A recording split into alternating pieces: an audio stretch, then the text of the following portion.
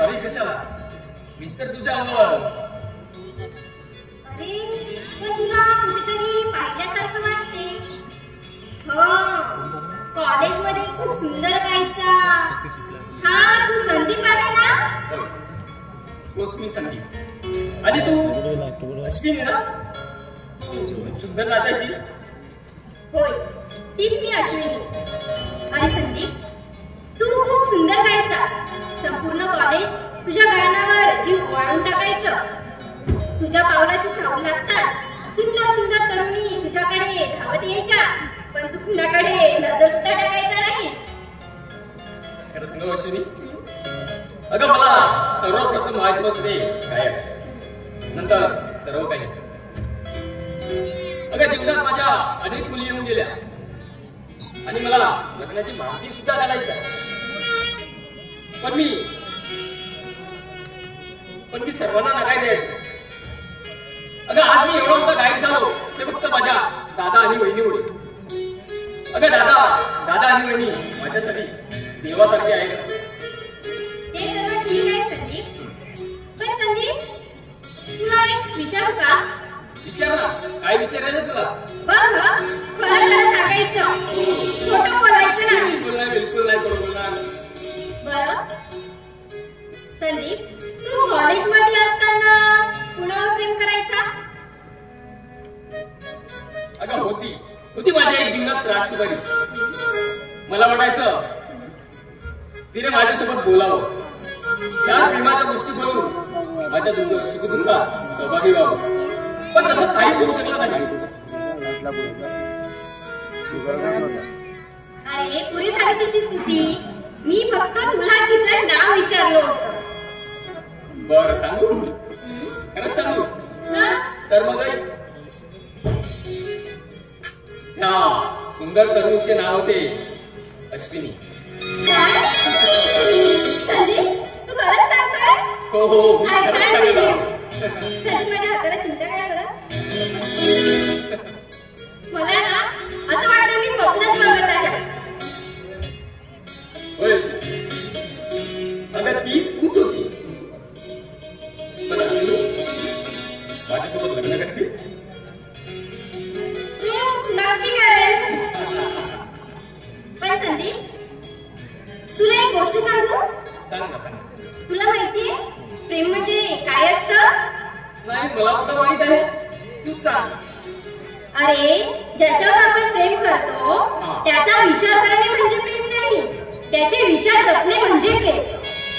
त्याला सपोर्ट करणे म्हणजे प्रेम नाही, त्याच्या पाठीमागे सावलीसारखं उभं राहणं म्हणजे प्रेम. त्याला स्वप्नात पाहणं म्हणजे प्रेम नाही, त्याचे स्वप्न पूर्ण करणे म्हणजे प्रेम. त्याला लाईफ पार्टनर बनवणं म्हणजे प्रेम नाही, त्याच्यासोबत आयुष्य बनवून जगणे म्हणजे प्रेम. खूप छान आहे.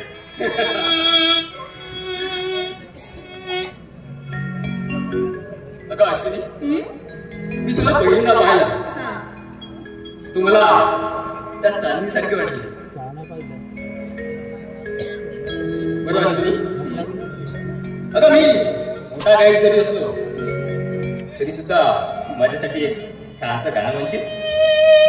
अरे तू एवढा मोठा गायक आहेस आणि मला कसं गाणं येतं? अगं म्हण ना, माझ्यासाठी तरी एकदा मी म्हणशील का गाणं? बरं ओके बाबा, ठीक आहे, म्हणेन गाणं मी. पण बघ हसायचं नाही, कसंही वेडं वाकडं झालं तरी ऐकून घ्यायचं. नाहीच ना.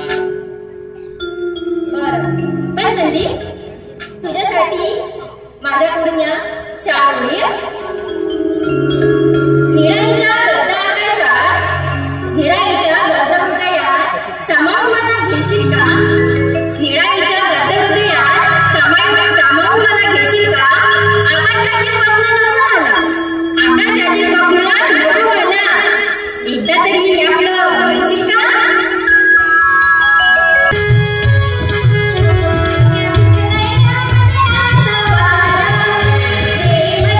प्रेम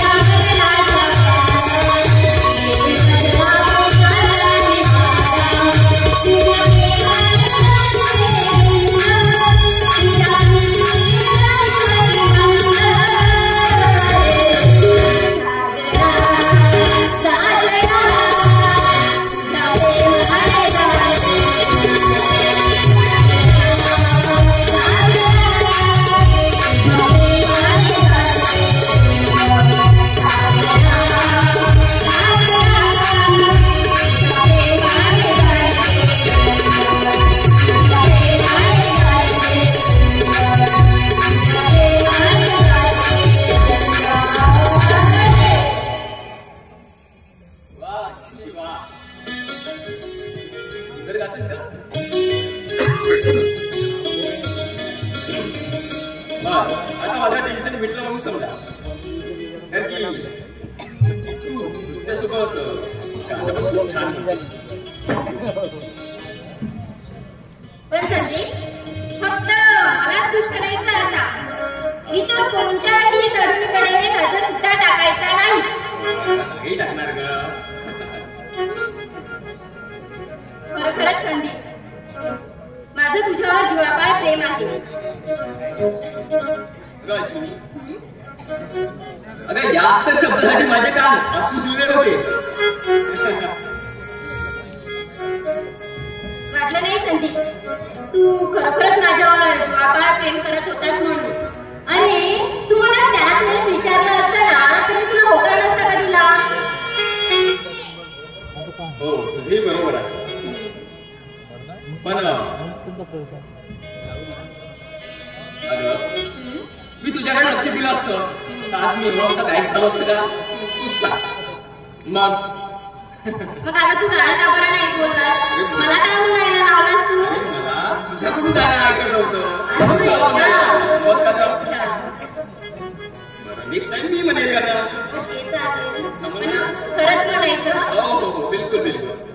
अगं अश्विनी, बोलता बोलता खूप उशीर झाला. तुझ्या पण घरचे लोक वाट बघत असतील. बरं मग निघतो मी. बरं ठीक आहे. चल. बरं संदीप, उद्या आपण परत भेटायचं. हो हो नक्की परत भेटू. भेटायचं. बरं बरं नक्की भेटू. चल मग.